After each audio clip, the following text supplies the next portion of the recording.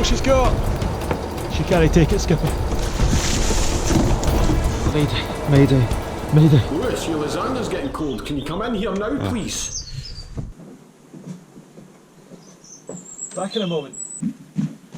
So have you ever thought about landing on this stuff? More to the point though, would you do it voluntarily?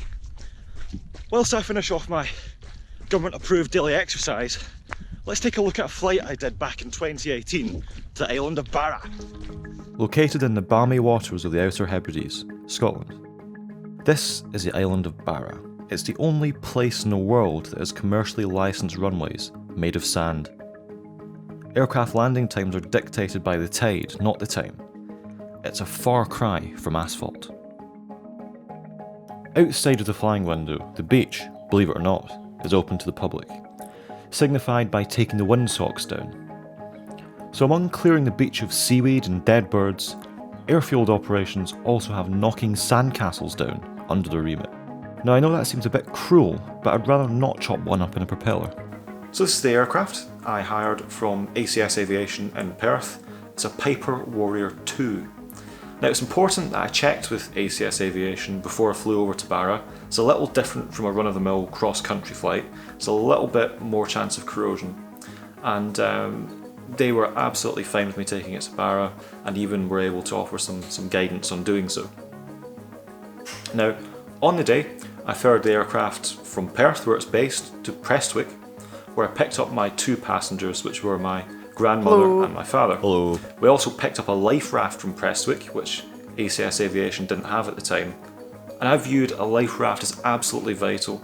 In addition to wearing our life preservers all the time during the flight, if we did end up in the water in March, as it was, you're only really surviving 10-15 minutes before hypothermia really gets you. You need to get out of the water and start drying off or in a covered life raft. So we briefed it, we had it on board. And in addition to that, I cruised at flight level 90, which gives us a nice glide radius in case the engine fails. Indeed, we were only out of glide range of land for about 15 minutes during the flight. So I felt like they're quite safe, although there was a slight nervousness about going over such a large body of water out to Barra, as you can see. As I set on my approach to land, I could hear the Loganair Twin Otter on the radio, chasing us in.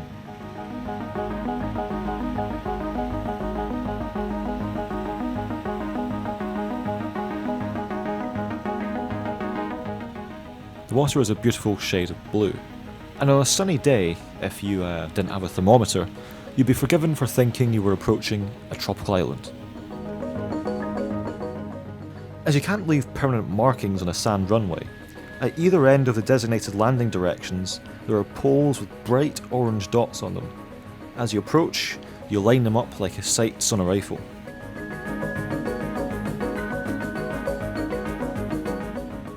As we touch down here though, the nose pitches forward more quickly than I thought desirable. So I increased back pressure a little more and was able to hold off the weight on the nose gear in the run out.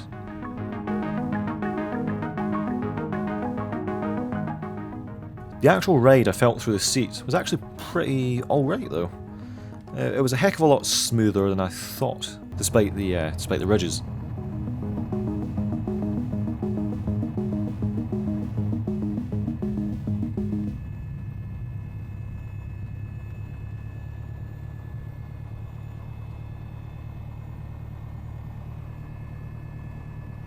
After shutting down and closing up the aircraft, the Loganair we heard on the radio caught up with us.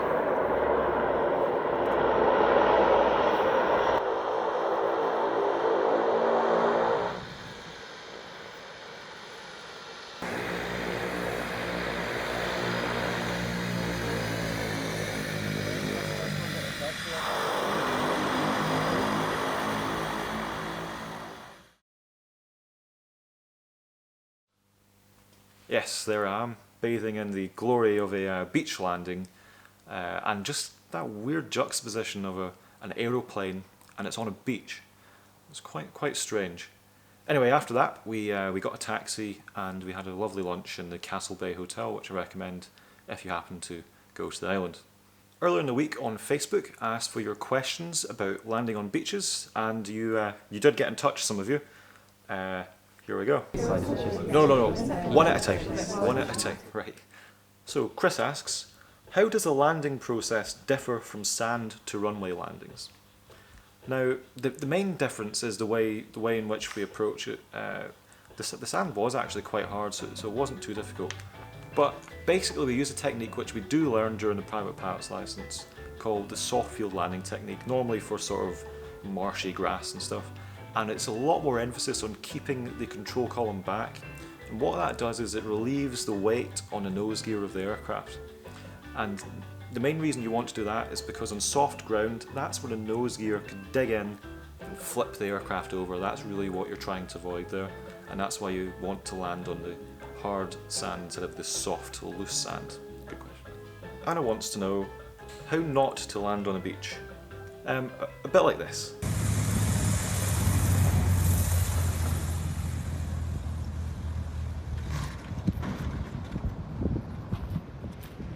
So this is an example of flipping, like I alluded to in the last question, most likely because he hit that soft sand where the wheels could really dig in and grab him over, flip him over, so we need to avoid that.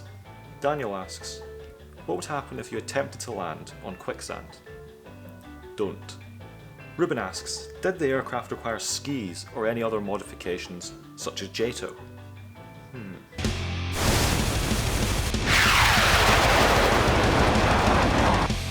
No. Andrew writes in, everyone wants to know about the landing, but I want to know how long it took to clear the underside afterwards.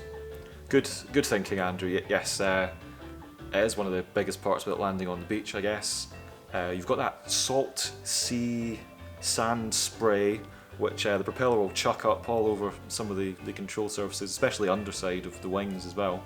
You can see it on the back horizontal stab, but the main part to get is the landing gear. That's the part that can really corrode from it.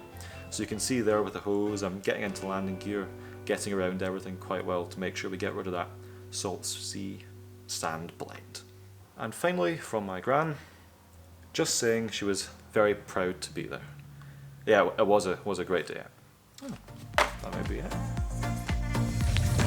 Next time, I'll be flying a Westland Lysander. So if you have any comments or questions about that, put them down below.